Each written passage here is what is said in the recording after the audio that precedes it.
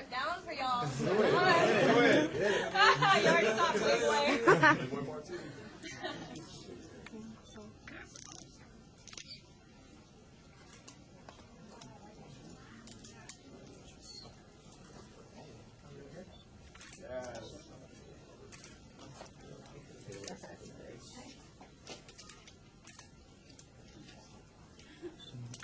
Aubrey over here.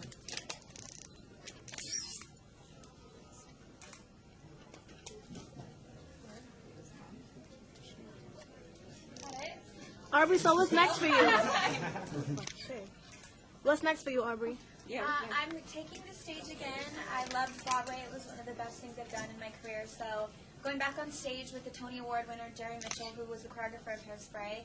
He's created his own show, and I'm going to be joining the cast. And with me is coming a camera crew, and I'm filming my own reality show, which just got picked up by a very big network. I'm not allowed to announce it tonight for some reason. But y'all will see me back on TV in the fall. I have a question. So normally when journalists interview groups, they always ask, who's the diva of the group? How do you feel now that the term might be turned? How do you feel to be the Aubrey of the group? That's, Aubrey is the female version of I love the word diva. Words are what you make of them. You know how you could be called the worst thing in the world and make it something amazing for yourself. So, bring it on. I love the words. I mostly get bad words, so I've learned to, take different meaning with all those words. Like, bitch means cool as fuck. Like, messy ass hoe means, damn, I fucking hate her. She's fly all the time. I have a question. Yeah. How did you react to the Dawn situation? How are you feeling about that now? I said this on stage, and it's really all I wish to say about it, because my main thing being in this group was never to soil the name of Danity Kane and everything that we worked hard to create. I will never be the one that will come forward and say anything nasty about anybody. I think that everybody's right now fighting to survive. And I think everybody's choosing to do that in different ways, and that's what we were taught. We were taught to fight against every girl that wanted to be in this band, and then when we got in the band, we were taught to fight against every artist that wanted to take our #1 spot, and then we had to fight to get that platinum album. I mean, Puff, the one thing that he's taught us all to do is fight to survive, and I think that that's an amazing thing to learn, but as you get older and mature more, you realize that what's more important is fighting to be happy. And that's what I'm starting to do. It's hard, but the first thing I learned is forgiveness. I have to forgive everybody that says all the mean things. I have to forget all the boys that go up there and act like they know me when they don't.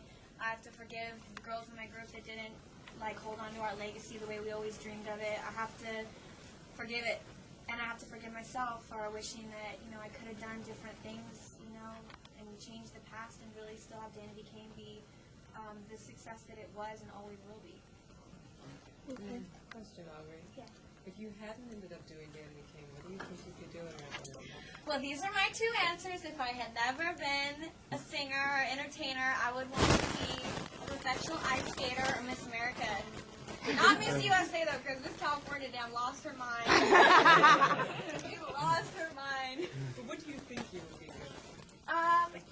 Something fabulous. I've lived my whole life.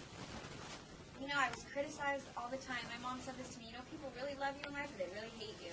And it's been that way since I was young. Nothing's changed. Nothing, I didn't strip down for Playboy and turn into a different girl. I'm the same girl. I said the first day I stood on the line to audition for the show, I said, you are who you are and you do what you do. And that's what I am. And I like who I am. I don't make apologies for it. I'm open about everything that I am, whether you like it or not. I don't know if I like girls or guys. I like kissing my dog's tongue. It's amazing. I wear crazy things on the red carpet because I don't give a fuck, and I'll do it every day till the day I die. I say what I want to say, and I am who I am, and you're going to like it or you're going to hate it. But I think the one thing that I respect of the artists that I admire are their passion to just stay true to who they are. I think that rides over talent any day. It's hard to be who you are. It's easy to learn how to sing, let me tell you. What's been your favorite part of this whole experience?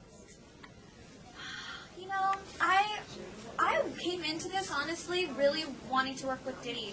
I have my own charity, FAN, which stands for Fight AIDS Now, that I started internationally. It fights, poverty and youth AIDS in Africa, South Africa. And I came into this, and I told my mom, you know what, if I can just meet him and give him a shirt for my charity, maybe he'll wear it somewhere, that's good enough. That's all I want. And look at, 5 years later, I have 2 platinum albums, and I got to, be inspired by girls that are completely different than me. I've learned something from every single one of those girls. I've learned from the good, I've learned from the bad. Puff, as much as him and I fought, as much as you see him and I go at it, there's so much love there. And it was there tonight on the stage, like, you can't go through what we went through and not just have love for the whole thing. It's hard. I'm not going to come up here and give you some bougie answer. Like, it's hard. I've had moments at home where I just want to knock a bitch out, but, you just have to forgive. You have to forgive them, and you have to forgive yourself. If I didn't do that, I swear to God, I'd be miserable. There's too many things you can hold on to in life, and, just it'll tear you apart. And it has. I've been torn apart a lot, but, forgive, and I move on. I do the best I can. That's it. That's my wife, ladies and gentlemen. Lacey, take a bow. We love the Celtics. My dog, wait, you guys have to give a shot on my dog. She's so amazing. Where's the ginger? Oh my God, we gotta get the ginger. Jules, will you grab her?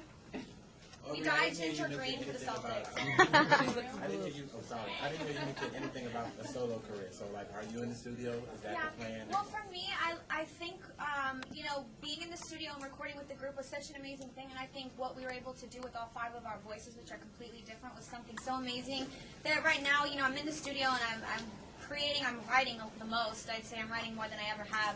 But I want to be back on stage. I love being on stage. I love being a performer. I love becoming a character, singing and dancing and acting all into one. Something I'm really passionate about. I mean, obviously, I'm going to be writing the single for my show. It's going to be playing every day, so y'all got to get that on iTunes.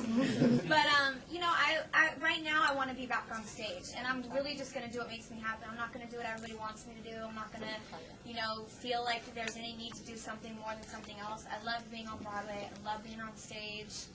I'm such a drag queen at heart. I love being on stage. So, I want to be back on TV.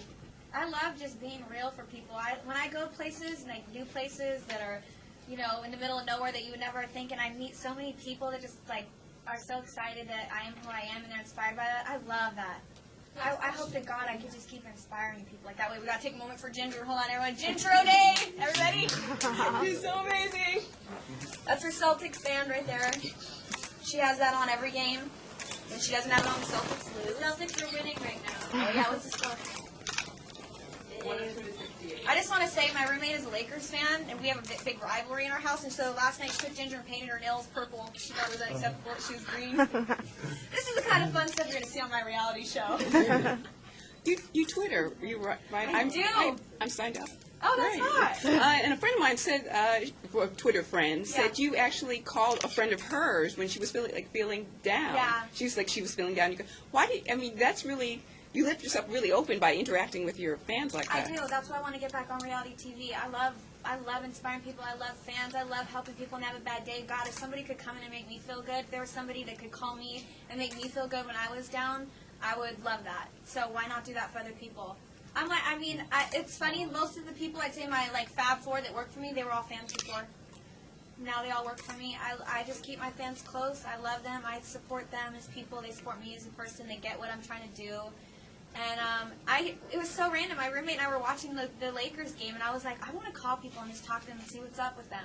I called 30 people that night. My roommate thought I was on crack. I was like, let's go. And I was looking for the most compelling things. Like, my friend just broke up with this guy, and he's such an asshole. And I was like, girl. They're like, oh my God. I'm like, let me tell you something. And I kept forgetting to block my number, so I have to hang up and recall. Yeah, anyway. I called till my phone died. That was it. Who styled you? Tonight, me. Oh, and Charles. Charles styles me. Yeah, Charles styles me a lot. Tonight, I got this piece. This is Zach Posen. Meowie. And Charles hooked me up with the jewelry. But, yeah, I love styling myself. I make less mistakes when I do it myself, I think. You got everyone's ideas. You walk out a hot mess like, damn, everybody told me it looked good. That's how you got to keep the sisters close. That's my G-Hug, Jason. He'll tell me if anything I wear is wrong. All right, guys. Okay. Thanks. Bye. Bye. Get my Playboy if you don't have it.